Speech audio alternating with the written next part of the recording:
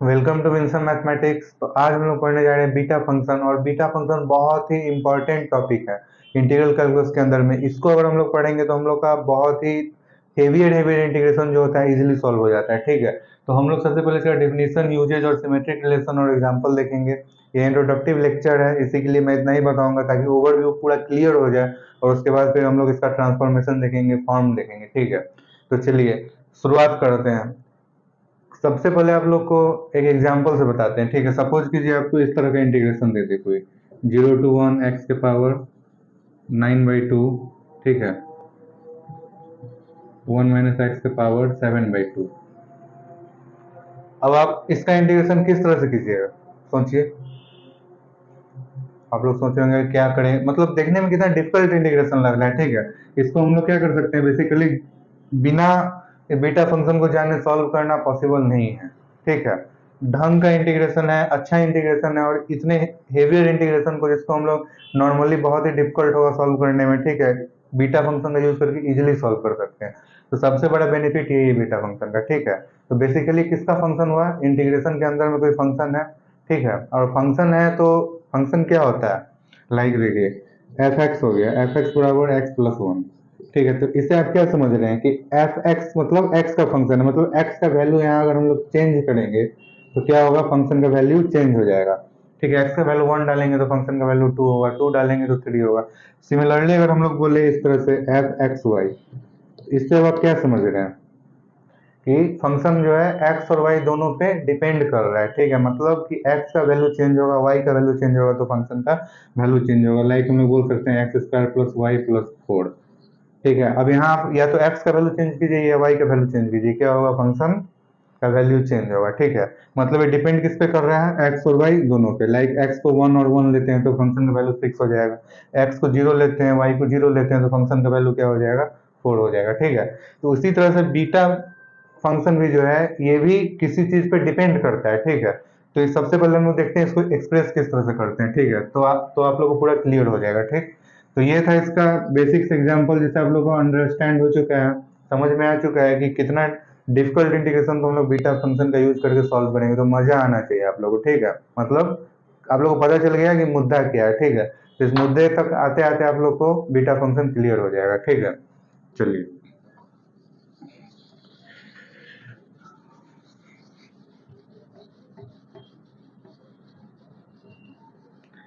Beta function को हम लोग एक्सप्रेस करते हैं beta m, n = 0 to 1 x⁻n - 1 x⁻n - 1 dx। Clear है, जहाँ पे m और n का जो वैल्यू होना चाहिए 0 से बड़ा होना चाहिए। ठीक है, तो जिस तरह से एफ एक्स वाई होता था उसी तरह से क्या है, बीटा एम और एन है। एम और एन मीन्स डिपेंड किस पे कर रहा है, एम और एन पे। किस तरह से, जिस तरह से फंक्शन एक्स और वाई पे डिपेंड कर रहा था। ठीक है, तो एम और एन देखिए कहाँ है, बाकी सबको भूल जाइए अभी।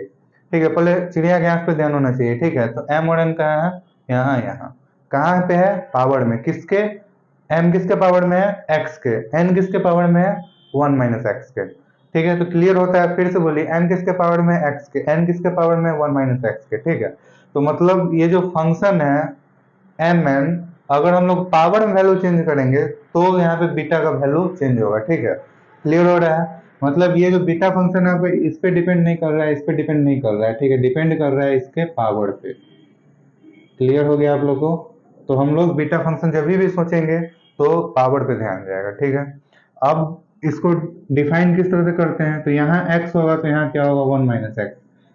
डेफिनेशन को अच्छे से समझिए ताकि आप लोगों को क्या हो, सकल सूरत पता हो जाए। सकल सूरत पता हो जाएगा तो फिर हम लोग कभी भी देखेंगे तो हम लोग पहचान लेंगे, हाँ यही था। ठीक है, तो यहाँ पे x हो तो यहाँ पे 1 - x हो। अगर m है तो x के पावर में m - 1 होना चाहिए, n पे डिपेंड कर रहा है तो 1 - x के पावर में n - 1 होना चाहिए। ठीक है, लाइक सिंपल सा एग्जांपल आप लोग को 0 to 1 x⁴ और 1 - x⁴ 7 dx।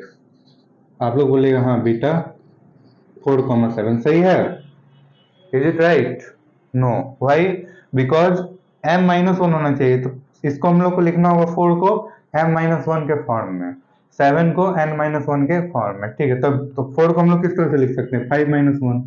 या तो सीधा समझिए 4 प्लस 1 माइनस 1, उसी तरह से 7 को प्लस 1 माइनस 1। क्लियर हो गया? तो क्या हो जाएगा 5 माइनस 1 और 8 माइनस 1, तो क्या हो जाएगा बीटा।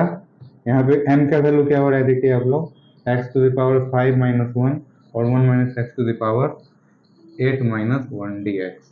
ठीक है, यहाँ पे हो गया 5, 8। अब आपको कोई बोले बीटा 5 8 को रिप्रेजेंट करना, तो किस तरह से करेंगे? इंटीग्रेशन डालना है, डेफिनेट इंटीग्रेशन के अंदर पढ़ते हैं लिमिट क्या होता है 0 to 1, limit 0 to 1, limit 0 to 1 no issue. x क्या है? कांस्टेंट। क्या है यहाँ पे? कांस्टेंट। किसके लिए? बीटा फंक्शन के लिए। इंटीग्रेशन के लिए वेरिएबल है, इंटीग्रेशन के लिए वेरिएबल है क्योंकि डिफरेंशिएशन किसके रिस्पेक्ट में हो रहा है? dx के। तो यहाँ पे या तो आप x 1 माइनस एक्स dx बोलिए, t 1 माइनस टी dt बोलिए, m 1 माइनस एम dm बोलिए, p 1 माइनस p dp बोलिए, नो मैटर, जो आपका फेवरेट लेटर उसी को ले लीजिए। ठीक है, favourite letter 1 minus favourite letter और डी फेवरेट लेटर, कोई दिक्कत नहीं है, कोई फर्क नहीं पड़ेगा बीटा 5, 8 पे। फर्क तभी पड़ेगा जब आप यहाँ चेंज कीजिएगा, यहाँ चेंज कीजिएगा। तो क्लियर होता है आप लोगों को बीटा का वैल्यू क्या है, डेफिनेशन क्या है, एक्सप्रेशन क्या है, किस तरह से एक्सप्रेस करते हैं। ठीक है, अब हम लोग चलते हैं इसके सिमेट्रिक रिलेशन पे। बहुत ही इंटरेस्टिंग है, चमक गया होगा आप लोग, आई होप कोई प्रॉब्लम नहीं हुआ होगा। ठीक है, इंपॉर्टेंस तो आप लोगों को पहले ही पता लग चुका है कि कितना डिफिकल्ट डिफिकल्ट इंटीग्रेशन जो है बीटा एम एन का यूज करके, बीटा फंक्शन का यूज करके इजिली हम लोग सॉल्व कर सकते हैं। अब आप लोग सोच रहे होंगे क्या यार बीटा 5, 8 लिख दिए सॉल्व हो गया। ठीक है, इतना बड़ा इंटीग्रेशन हम लोग को मिला, लिख दिए बीटा 5, 8, यहाँ लिख दिए 4, 7। कब अगर होता तो यहाँ पे होता 4 माइनस 1 और 7 माइनस 1, तो हम लोग लिख देते 4, 7। तो क्या मतलब इसको हम लोग लिख करके वैल्यू तो नहीं बता पा रहे हैं, बस हम लोग रिप्रेजेंट कर पा रहे हैं बीटा फंक्शन में अभी। तो अभी तक के लिए इतना ही समझते हैं, बाद में जब इसको हम लोग देखेंगे कि किस तरह से रिप्रेजेंट करते हैं बीटा को फैक्टोरियल फंक्शन में, तब हम लोग को पता चल जाएगा कि इसका वैल्यू किस तरह से निकालते हैं। अभी हम लोग का बस फोकस है बीटा में लाने में। ठीक है, चलिए तो अब हम लोग इसका सिमेट्रिक रिलेशन देखते हैं, और ये एक तरह से प्रॉपर्टी है बीटा फंक्शन का। प्रॉपर्टी ये है कि बीटा एम एन जो होता है ये किसके बराबर होता है? बीटा एन एम के। किसके? बीटा एन एम के। अब आप सोच रहे होंगे यार 5, 8 लिख सकते हैं तो 8, 5 भी लिख सकते हैं, ऑब्वियसली लिख सकते हैं, कोई प्रॉब्लम नहीं है। तो दिस इज द बेनिफिट। ठीक है, बीटा एम एन को आप एन एम भी बोल सकते हैं, एन माइनस वन भी हो सकता है, एम माइनस वन भी हो सकता है, नो इशू। ठीक है, तो एक और क्लियर हो चुका है आप लोग को कि बीटा फंक्शन जो होता है आपस में क्या होता है? सिमेट्रिक होता है। तो सबसे पहले हम लोग इसका डिफिनीशन हम लोग को पता है, तो हम लोग प्रूफ करते हैं किस तरह से सिमेट्रिक होता है। ठीक है, चलिए तो इसको आप लोग नोट कर लीजिए। ठीक है, हम लोग को यहाँ से यहाँ जाना है। ठीक है, तो सबसे पहले इसका डिफिनीशन लिखते हैं और फिर प्रूव करेंगे, एन के जगह पे एन लाएंगे। ठीक है, चलिए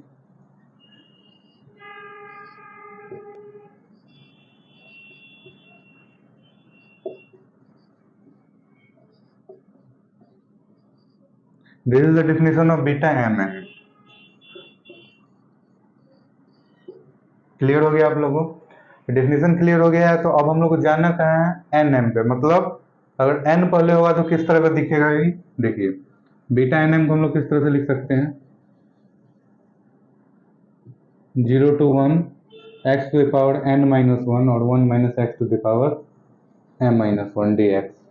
मतलब 1 माइनस एक्स के पावर में जो था वो आ गया है एक्स के पावर में, और एक्स के पावर में जो था वो आ गया है 1 माइनस एक्स के पावर में। ठीक है, तो यही यहाँ से हम लोग को वहाँ जाना है। ठीक है, आराम से चलते चलते चलते चलते कहाँ तक पहुँच जाना है? यहाँ तक। ठीक है, यहाँ से शुरू करेंगे वहाँ जाएंगे। क्लियर है?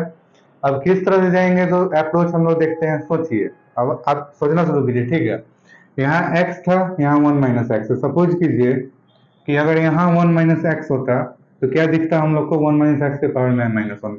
सपोज कीजिए यहाँ x होता तो हम लोग को क्या दिखता है? x के पावर में n-1। मतलब हम लोग क्या चाह रहे हैं कि x के जगह पे 1 माइनस एक्स आ जाए और 1 माइनस एक्स के जगह पे क्या आ जाए?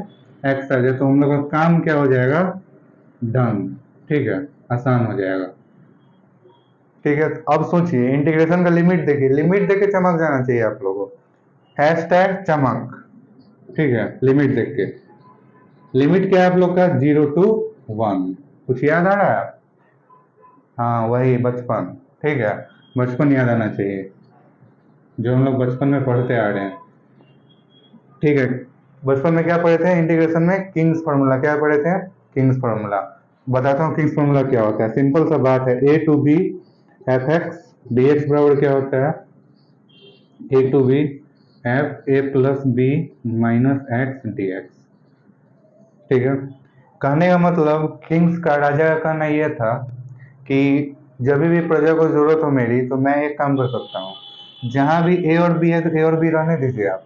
ठीक है, राजा का यही कहना है। देखिए कितना काम करा जाए। ठीक है, बोल रहा है कि जहां जहां एक्स है वहां वहां आप लिख सकते हैं ए प्लस बी माइनस एक्स। ठीक है, जहां जहां एक्स है वहां वहां हम लिख सकते हैं ए प्लस बी माइनस एक्स।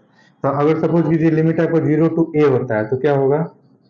जहां जहां एक्स है वहां वहां हम लोग लिख सकते हैं ए प्लस बी, मतलब A plus zero minus X, that is A minus X D X F के फंक्शन में। ठीक है, उसी तरह से यहाँ पे क्या है, ए का वैल्यू क्या है? 1 है।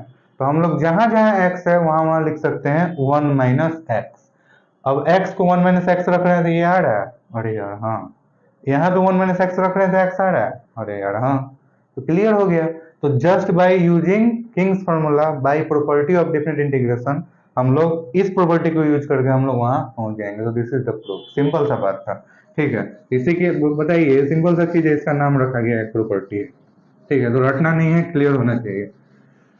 तो हम लोग लिख सकते हैं बाय यूजिंग दिस प्रॉपर्टी, इसको हम लोग लिख सकते हैं 0 to 1 1 minus x to the power n minus 1 और 1 minus x to the power n minus 1 d x. Clear है?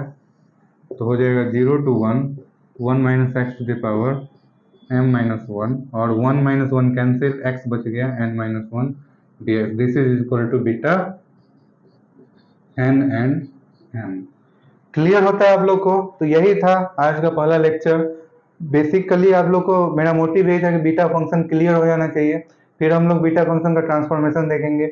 और आप लोग के दिमाग में इतना से यही चल रहा होगा कि बीटा फंक्शन पढ़ क्यों रहे हैं, क्यों हम लोग बीटा एन एम में रिप्रेजेंट कर रहे हैं, एम एन में रिप्रेजेंट कर रहे हैं। तो उसका चलिए बताने के लिए बता ही देते हैं। बीटा एम एन बराबर जो होता है gamma m into gamma n upon gamma m plus n होता है। ठीक है, तो जब हम लोग गामा फंक्शन पढ़ेंगे, ठीक है, बताऊंगा जब गामा फंक्शन पढ़ाऊंगा तो कि किस तरह से सॉल्व करते हैं। तो जो भी यहाँ एम और एन के अंदर आएगा बीटा के, उसको हम लोग किस तरह से रिप्रेजेंट करेंगे तो क्या होगा, वैल्यू निकल के आएगा, फाइनाइट वैल्यू। क्लियर होता है आप लोग को?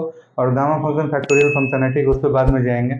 तो जितना भी डिफिकल्ट इंटीग्रेशन हो, इस तरह का इंटीग्रेशन आप लोग को जब भी दिखे 0 टू 1 लिमिट पे पकड़ होना चाहिए, कैच होना चाहिए।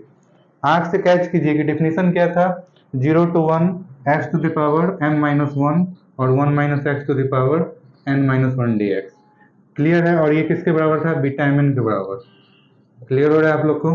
तो कैच कीजिए कि लिमिट 0 टू 1 होना चाहिए, इंटीग्रेशन होना चाहिए, x होना चाहिए तो वहां 1 माइनस एक्स होना चाहिए, p तो 1 minus p d p, m 1 minus 1 m d M.